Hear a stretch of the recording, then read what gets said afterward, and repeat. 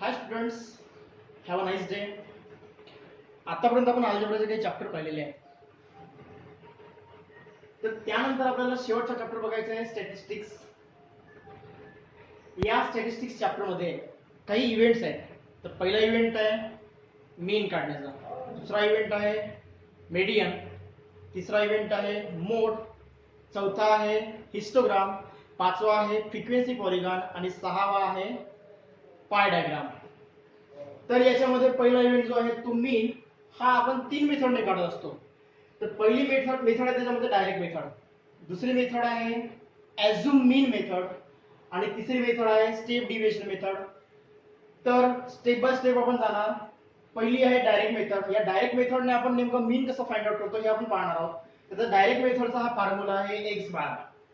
तुम्ही ॲझ्युम मीन मध्ये जरी काढलं, स्टेप डिव्हिएशन मध्ये जरी काढलं, तरी तुम्हाला एक्स बारच लिहावं लागेल, कारण x bar is denoted for mean. Okay, तर x bar is equal to summation of x i into f i divided by summation of f i is equal to N. Summation of f i ला N सुद्धा म्हणता येईल आणि इथे F म्हणजेच frequency आहे. तर फ्रिक्वेन्सी म्हणजे नेमकं काय हे आपण उदाहरणाद्वारे बघणार आहोत. एक्स आय म्हणजेच काय आहे, तर एक्स आय म्हणजेच i varying from 1 to n, 1 2 3 so up to n. जसं x1 म्हणता येईल, f1 म्हणता येईल, x2 f2, x3 f3, x4 f4. अशा पद्धतीने आपल्याला जेवढे क्लास दिलेले असतील तेवढे इथे तेवढी आयची व्हॅल्यू होणार. ठीक आहे. तर एक्स आय म्हणजे काय, क्लास मार्क. क्लास मार्क म्हणजे हा आहे क्लासचा क्लास मार्क म्हणजेच काय, तर क्लास दिलेला असतो. फॉर एक्झाम्पल 10 ते 20 जर हा क्लास दिलेला असेल तर याचा क्लास मार्क होतो 15. म्हणजेच क्लास मार्क म्हणजे काय, तर लोअर लिमिट आणि अप्पर लिमिट मधील संख्या, एकदम सेंटर मधील संख्या, त्याला म्हणतो आपण क्लास मार्क. ठीक आहे. तर आता आपण प्रॅक्टिस सेट 6.1 मधला जो पहिला एक्झाम्पल आहे तो मीन काढण्याचा आहे, ते पण डायरेक्ट मेथडने. म्हणून आपण तो एक्झाम्पल घेणार आहोत जेणेकरून तुम्हाला डायरेक्ट मेथडने मीन नेमकं कसं फाइंड आउट करता येईल हे समजेल. ओके, हा, तर हा आहे पहिला एक्झाम्पल. आता एक्झाम्पल मध्ये जो चार्ट दिलेला आहे, टेबल, तो मी फक्त डायरेक्ट लिहिलेला आहे, पण जो स्टेटमेंट आहे क्वेश्चन नेमका तो मी लिहिलेला नाही आहे, कारण तुमच्याकडे पुस्तक अवेलेबल आहे. पुस्तकं जरी नसतील तरी मी ग्रुपवर पीडीएफ टाकलेले आहेत अल्जेब्रा आणि जॉमेट्रीच्या. ते पीडीएफ तुम्ही डाउनलोड करून ओपन करून त्याच्यामध्ये तुम्ही प्रॅक्टिस सेट 6.1 मधला पहिला एक्झाम्पल बघू शकता आणि त्याच्यामध्ये नेमकं काय दिलेलं आहे, काय काढायचं आहे हे तुम्हाला ते स्टेटमेंटद्वारे समजून जाईल. आणि फक्त इथे मी टेबल लिहिलेला आहे, जो की हा पोर्शन फक्त महत्वाचा आहे. ठीक आहे. तर हा जो एक्झाम्पल आहे याचा तुम्हाला मीन काढायचा आहे आणि मीन काढायचा तुम्हाला स्टुडंट्सचा, आणि तो पण कशामध्ये राहील, टाइम हवर मध्ये राहील. कारण इथे जो क्लास दिलेला हा टाइम हवर मध्ये आहे, त्यामुळे जो मीन काढता येईल, काढणार आहात तुम्ही, तो आहे तो हवर्स मध्ये राहणार, म्हणजे त्याचा युनिट हवर मध्ये राहणार. ठीक आहे. तर हा टेबल झाला. आता या टेबलला आपल्याला थोडा वेगळ्या पद्धतीने लिहिता येईल, पण सुरुवातीला आपण फॉर्म्युला लिहून घेऊ. X bar is equal to summation of x i into f i. हा आय सफिक्स मध्ये राहणार, म्हणजे खाली एक्स आणि एफ च्या, डिवाइडेड बाय एन. एन म्हणजे समेशन ऑफ एफ आय, हे तुम्हाला मी सांगितलेलं होतं. ठीक आहे. पण आता याच्यामध्ये आपण याला काय म्हणू, ही झाली फ्रिक्वेन्सी. ही झाली फ्रिक्वेन्सी जी आपल्याला क्वांटिटी मध्ये देऊन असते, ती होते फ्रिक्वेन्सी. 7 18 12 10 3. ओके, या सर्वांची जर सम केला तुम्हाला मिळेल एन, म्हणजे summation of f I. Okay, पण याच्यामध्ये समेशन ऑफ एक्स आय काय आहे. एक्स आय म्हणजे तुम्हाला सांगितलं होतं मी की जो क्लास असतो त्या क्लासचा क्लास मार्क म्हणजे एक्स आय असतो. तर प्लस प्रत्येक क्लासचा आपल्याला क्लास मार्क काढावा लागेल, तेव्हा तुम्हाला माहित होऊन जाईल तो एक्स आय म्हणजेच काय आहे. एफ आय तर तुम्हाला माहित आहे, जसं F1 आहे, F2 आहे, F3 आहे, F4 आणि F5 आहे. या सर्वांची सम केला तर समेशन एन होते आणि एफ आय म्हणजे हे सगळं बरोबर आहे. तर एक्स आय आणि एफ आय म्हणजे याचा जो क्लास मार्क निघेल तो या 7 सोबत जर मल्टिप्लिकेशन केला तर तुम्हाला पहिला एक्स आय एफ आय मिळेल, म्हणजे x1 f1 मिळेल याचा क्लास मार्क आणि हा फ्रिक्वेन्सी, त्या दोघांचं मल्टिप्लिकेशन केला तर तुम्हाला x2 f2 मिळेल. अशा पद्धतीने आपल्याला पाचही क्लासचे क्लास मार्क तुम्हाला मिळून जातील. ओके, त्यासाठी आपण इथे एक दुसरा टेबल ड्रॉ करत आहोत. टाइम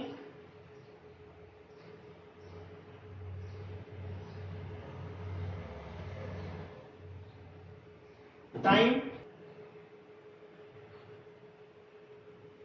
हा तर मीन काढण्यासाठी आपण हा टेबल ड्रॉ केलेला आहे आणि एक लक्षात ठेवा की डायरेक्ट मेथडने जर तुम्हाला मीन काढायचं असेल तर त्याच्यामध्ये 4 कॉलम असतात. समजलं? पहिला असतो क्लासचा, दुसरा असतो क्लास मार्कचा, तिसरा असतो फ्रिक्वेन्सीचा आणि चौथा असतो फ्रिक्वेन्सी इंटू क्लास मार्क, म्हणजे क्लास मार्क इंटू फ्रिक्वेन्सी असं पण म्हणता येईल. ओके, तर क्लास मार्क म्हणजे काय तर बघा तुम्हाला सांगितलं होतं मी की प्रत्येक क्लास जो असतो त्या क्लासची सेंटर नंबर, त्या क्लासचा सेंटर नंबर म्हणजे क्लास मार्क होतो. अर्थातच तुम्हाला जर कळत नसेल तर lower limit plus upper limit करा. लोअर लिमिट म्हणजे जिथून सुरुवात होते आणि अप्पर लिमिट म्हणजे जिथे थांबते. तर 0 to 2 म्हणजे 0 plus 2 जर केला तर 2 होतो, डिवाइडेड बाय 2 करायचं. म्हणजे upper limit plus lower limit जर केले तुम्ही आणि डिवाइडेड बाय 2 केलं तुम्हाला मिळेल क्लास मार्क. म्हणजे 0 plus 2 2, 2 डिवाइडेड बाय 2 इज 1. म्हणजे 0 ते 2 च्या मधात काय आहे 1 आहे. 2 ते 4 च्या मधात 3 आहे म्हणून 3 हा क्लास मार्क आहे. 4 ते 6 च्या मधात 5 आहे, 5 हा क्लास मार्क आहे. 6 ते 8 च्या मध्ये 7 आहे, 7 हा क्लास मार्क आहे. 8 to 10 च्या मधात 9 आहे, त्यामुळे 9 हा क्लास मार्क आहे. आता मी जे सांगितलं तुम्हाला lower limit plus upper limit divided by 2 तसं जरी केलं तरी 9च येणार. कारण बघा 8 plus 10 18, 18 divided by 2 is 9. Okay, तर अशा पद्धतीने आपल्याला पाचही क्लासचे क्लास मार्क मिळालेले आहेत. ओके, आणि फ्रिक्वेन्सी जर दिलेली आहे बरोबर आहे. आता xi इंटू fi म्हणजे फ्रिक्वेन्सी आणि क्लास मार्क यांचा मल्टिप्लिकेशन जर केला तुम्हाला काय मिळेल xi इंटू fi. तर बघा 7 into 1 7. Okay, 18 into 3 54. 12 into 5 60. 10 into 7 70 आणि 9 इंटू 3 27. पण आपण फॉर्म्युलामध्ये काय म्हटलेलं आहे xi इंटू fi तर आहे पण समेशन आहे. साइन कशाचा समेशनचा. समेशन म्हणजे सर्वांची सम. आता हा xi fi हा कॉलम आहे पण ही काय झाली x1 f1 झाली, x2 f2, x3 f3, x4 f4, x5 f5. या सर्वांची जर ऍडिशन केलं तुम्हाला मिळेल summation of xi fi. Okay, तर आपण आता याची ऍडिशन करू. 54 चला युनिट प्लेस करून आपण ची मांडणी करू. 7 plus 4 7 plus 4 11, 11 plus 7 18, 18 चा 8, 1 carry. 1 plus 5 6, 6 plus 6 12, 12 plus 7 19, 19 plus 2 21. Okay, तर आपल्याला आता xi fi पण मिळालेला आहे, n पण आपल्याला माहिती आहे बरोबर आहे. n म्हणजे तुम्हाला सांगितलं तर समेशन fi, तर हे सगळे fi होते यांची सर्वांची सम केलं तर मला काय मिळालं समेशन fi. ओके, तर आता आपण मीन काढू. x bar is equal to summation xi fi किती आहे 218 डिवाइडेड बाय n किती आहे 50. ठीक आहे, सो 218 डिवाइडेड बाय 50 जर आपण याला केला 218 डिवाइडेड बाय 50. ओके, इथे 50 आहे, 2 डिजिट नंबर आहे.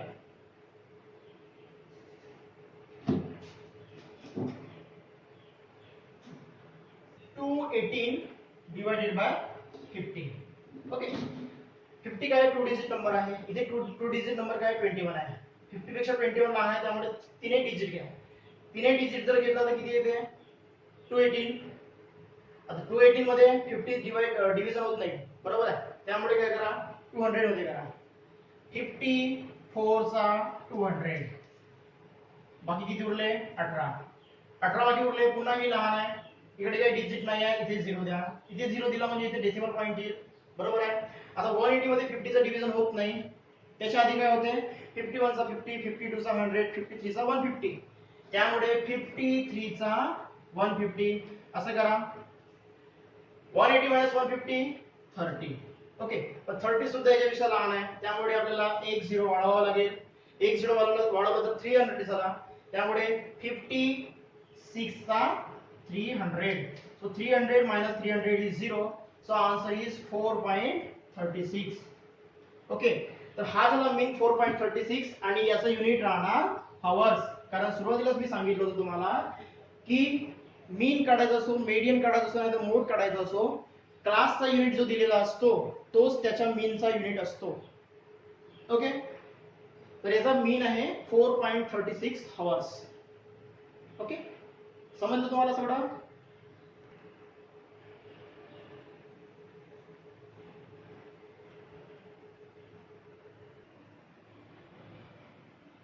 हा, तर आता आपल्याला प्रॅक्टिस सेट 6.1 मधला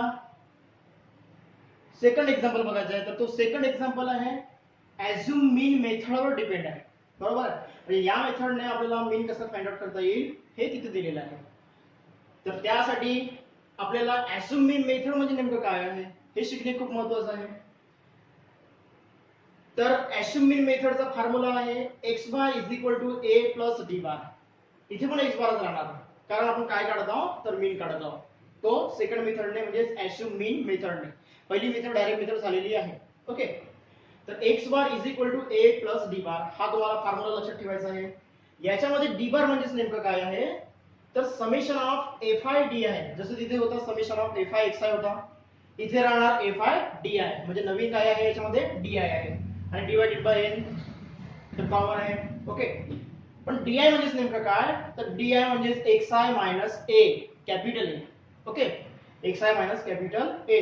आता xi म्हणजे काय तुम्हाला माहिती आहे, पण a म्हणजे काय हे मी तुम्हाला सांगतो. तर a म्हणजे आहे ऍझ्युम मीन, म्हणूनच या मेथडला म्हटलेलं आहे ऍझ्युम मीन मेथड. ओके, तर ऍझ्युम मीन म्हणजे नेमकं काय तर प्रत्येक क्लासचे आपण क्लास मार्क काढलेले होते, प्रत्येक क्लास मार्कला आपण मीन सुद्धा म्हणू शकतो. ओके, तर त्या प्रत्येक क्लास मार्क पैकी कोणताही मीन जरी तुम्ही म्हणजे कोणताही क्लास मार्क जरी तुम्ही ऍझ्युम केलं तरी तो होईल a ची व्हॅल्यू म्हणजे ऍझ्युम मीन. कोणताही क्लास मार्क घेऊ शकतो आपण, ते आपण एक्झाम्पल मध्ये पाहणार. ओके, आणि याच्यामध्ये डी आय जर बघितलं तर आपण ए म्हणजे ऍझ्युम मीन तुम्हाला सांगितलेलं आहे. ओके, तर या मेथडने नेमका सेकंड तो एक्झाम्पल जो आहे तो कसा फाइंड आउट करायचा, त्याच्यामध्ये मीन कसं फाइंड आउट करायचं ऍझ्युम मीन मेथडने ते आपण पाहणार आहोत. ओके, आता हा झाला क्वेश्चन. आणि मगाशी मी तुम्हाला सांगितलं जसं पहिल्या क्वेश्चन मध्ये आपण केलं होतं तिथला फक्त टेबल लिहिला होता, पण जो सेंटेन्स आहे क्वेश्चन तो एक्झॅक्ट काय आहे हे लिहिलेलं नव्हतं. हे तुम्हाला पुस्तकामध्ये बघायचं आहे. ओके, तर याचा सुद्धा मीनच काढायचा आहे आणि तो मीन कशामध्ये राहणार मग रुपीज मध्ये. कारण तुम्हाला सांगितलं मीन मीडियन मोड काही काढत असाल तुम्ही तरी पण त्याचा युनिट काय असतो जो क्लासचा युनिट दिलेला असतो. म्हणजे 300 टू 400 400 टू 500 अशा पद्धतीने सगळे जे आहेत हे सगळे काय आहेत रुपीज आहेत. ओके, त्यामुळे मी याचं रुपीज मध्ये राहणार. ठीक आहे, पण तुम्हाला सांगितलं होतं मी की हा फॉर्म्युला याचा बरोबर आहे. तर ऍझ्युम मीन मेथडने एक्झाम्पल सॉल्व्ह करत असताना याच्यामध्ये 5 कॉलम असतात. डायरेक्ट मेथडमध्ये 4 कॉलम आणि ऍझ्युम मीन मेथडमध्ये 5 कॉलम. तर पाचवा कॉलम एक्स्ट्रा कॉलम कोणता होता आहे तर तो होता आहे DI चा. ओके, XI तर जुनाच आहे, FI तर जुनाच आहे आणि इथे DI आल्यामुळे पाचवा कॉलम जो बनतोय शेवटचा कॉलम तो FI इंटू DI बनताय. म्हणजे नवीन जो आता येत आहे त्याच्यासोबत कोणाचं मल्टिप्लिकेशन तर DI चा मल्टिप्लिकेशन. XI राहणार नाही. ओके, तर बघा आपल्याला DI फाइंड आउट करायचे आहे. म्हणजे 1 2 3 4 5 DI राहतील म्हणजे D1 D2 D3 अशा पद्धतीने. ओके, तर क्लास मार्क तुम्हाला सांगितलं होतं मी की 300 ते 400 च्या मधात काय आहे 350. 400 ते 500 च्या मधात आहे 450. 500 ते 600 च्या मधात आहे 500 550. 600 ते 700 च्या मधात आहे 650 आणि 700 ते 800 च्या मधात आहे 750. अशा पद्धतीने हे झाले क्लास मार्क. याला तुम्ही lower limit plus upper limit divided by 2 असं पण तुम्ही फाइंड आउट करू शकता. हेच तुम्हाला मिळणार. ओके, पण लोअर लिमिट आणि अपर लिमिटची सेंटर नंबर जर तुम्हाला माहित असेल तर तुम्ही direct class mark find out करू शकता. ओके, आता तुम्हाला काढायचं आहे DI. तर पहिला DI काढत असताना तुम्हाला घ्यायचं आहे XI मायनस A. तर याच्यामध्ये A म्हणजे नेमकं काय आहे तर A म्हणजे ऍझ्युम मीन. तर तुम्हाला सांगितलं होतं की जे क्लास मार्क असतात क्लास मार्क म्हणजे मीन असतात. तर या मीन पैकी कोणताही एक मीन तुम्ही कन्सिडर करू शकता, ऍश्युम करू शकता. ऍश्युम म्हणजे गृहीत पकडणे. ठीक आहे. तर मी तुम्हाला असं सांगतो की जनरली पहिला जो क्लास मार्क असतो त्यालाच तुम्ही ए म्हणा, त्यालाच तुम्ही ए म्हणा. त्यामुळे हा काय होणार, तर हा होणार ए. ओके. पुस्तकामध्ये काही दिलेलं असेल तरी तुम्ही जनरली पहिल्या क्लास मार्कला तुम्ही ए म्हणा. याचं रिझन काय आहे ते नंतर सांगतो तुम्हाला मी. आता एक्स आय मायनस ए बरोबर आहे. तर एक्स आय म्हणजे x1 x2 x3 x4 x5 हे सगळे एक्स आय आहेत. ओके. तर या पहिल्या एक्स आय मधून तुम्हाला ए मायनस करायचा आहे म्हणजे 350 मधून 350 गेले 0. ओके. 450 मधून 350 गेले, हे बघा हा एक्स आय आहे. ओके. याच्यामधून ए तोच मायनस होणार. 450 मधून 350 गेले म्हणजे 450 मधून 350 गेले 100. ओके. 550 मधून 350 गेले 200. ओके. 650 मधून 350 गेले 300 आणि 750 मधून 350 गेले 400. ठीक आहे. तर अशा पद्धतीने तुम्हाला सगळे डीआयज मिळाले. ओके. याचा रिझन तुम्हाला सांगतो की हा ए पहिला क्लास मार्क म्हणजे ऍश्युम मीन काउंट घेतला आपण. बघा तुम्ही जर हे घेतलं असतं 750 तर तुम्हाला थोडीशी अडचण गेली असती. 750 जर घेतलं असतं काय झालं असतं, 350 मधून तुम्हाला 750 वजा करावं लागले असते, निगेटिव्ह मध्ये संख्या गेली असती. निगेटिव्ह मध्ये गेल्यानंतर थोडेसे कन्फ्युज झाले असते तुम्ही. त्यामुळे सर्वात इझी काम म्हणजे हे आहे. तर पहिला क्लास मार्क जो आहे त्याला तुम्हाला ए म्हणून कन्सिडर करायचा आहे आणि त्याच्यामधून तो जर गेला तर 0 असते. म्हणजे अर्थातच ऍश्युम मीन मेथडने एक्झाम्पल फाइंड आउट करत असताना पहिला जो डीआय असणार आहे तो 0च असेल. केव्हा, जेव्हा तुम्ही पहिला क्लास मार्क जर ए घेतले तर. ओके. ए फाय तुम्हाला सगळे माहितच आहेत, पण आता शेवटचा कॉलम म्हणजे काय करायचं आहे तर ए फाय इंटू डीआय तुम्हाला घ्यायचं आहे. ओके. तर इथपर्यंत आपण सगळं पाहिलेलं आहे. आता आपल्याला काढायचं आहे एफ आय डी आय. बरोबर आहे. F i d I. ठीक आहे. म्हणजे F1 D1 F2 D2 म्हणजे याचं सर्वांचं मल्टिप्लिकेशन करायचं आहे तुम्हाला. तो मल्टिप्लिकेशन इथे लिहायचा आहे. 80 into 0 0 multiplied by any number is 0. आणि यांचं मल्टिप्लिकेशन बघा.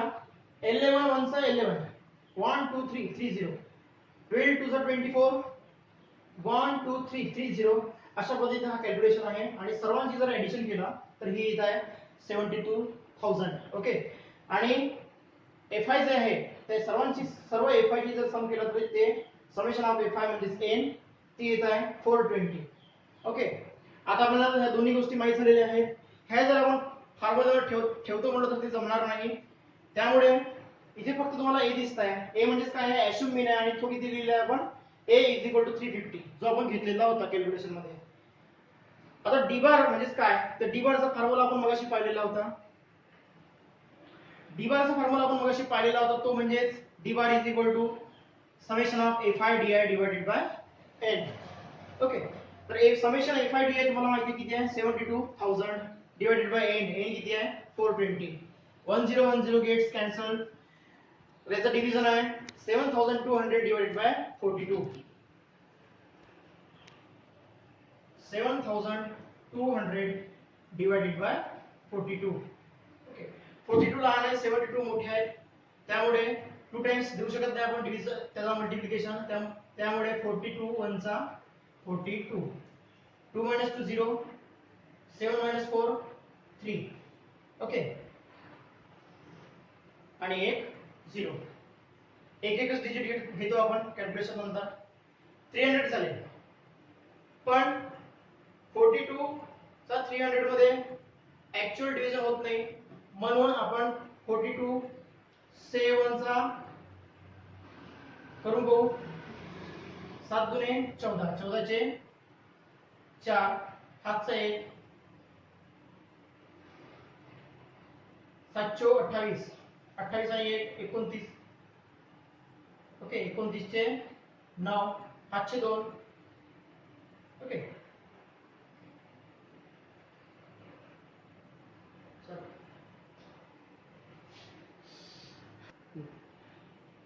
चार लिहिले. ठीक आहे.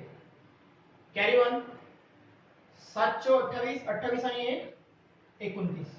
ओके. 300 मायनस 294 6 म्हणजे हा 0 येणार, हा 0 येणार, उरला एक 0, 60 झाले.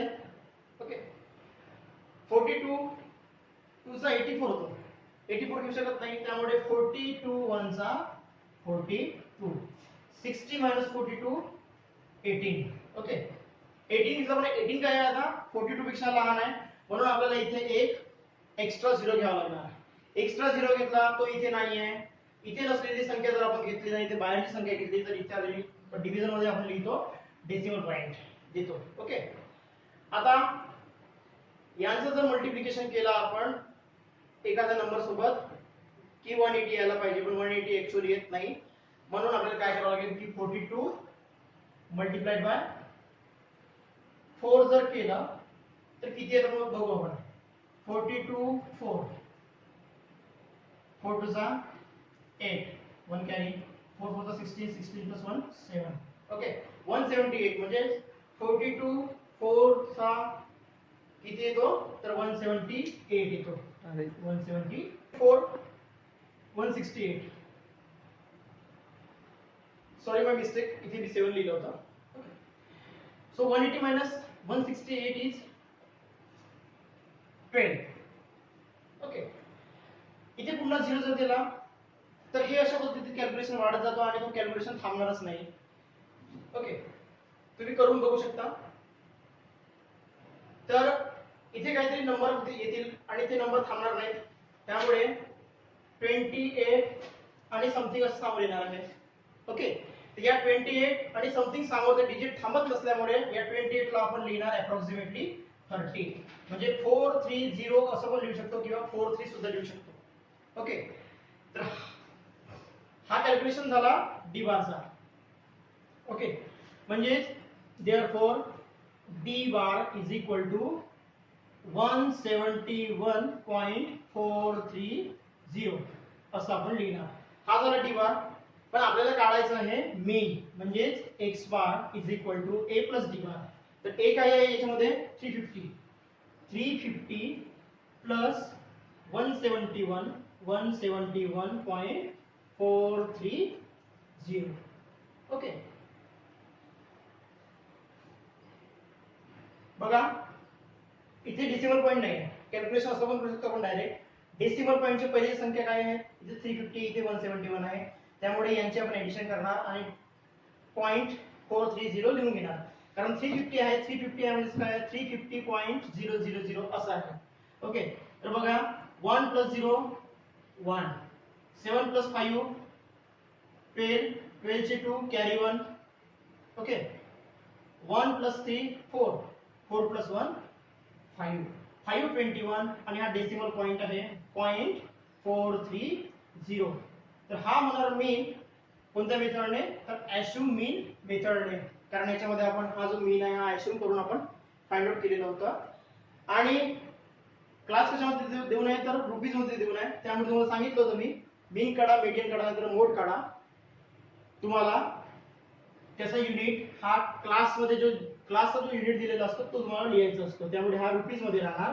आणि जो तुमचा आन्सर आहे तो आल्यानंतर तुम्हाला असा बॉक्स करावा लागेल. बॉक्स केल्यानंतर तुमच्या लक्षात येईल की हा फायनल आन्सर आहे. ओके तर अशा पद्धतीने हा ऍश्युम मीन मेथडचा सेकंड एक्झाम्पल होता प्रॅक्टिस सेट 6.1 मधला. ओके आणि यानंतर आपण थर्ड मेथड पाहणार आहोत, ती म्हणजे स्टेप डेव्हिएशन मेथड, आणि त्या मेथडने सुद्धा तुम्हाला मीनच काढायचा आहे. ती मेथड आपण नेक्स्ट व्हिडिओ मध्ये बघणार आहोत. सो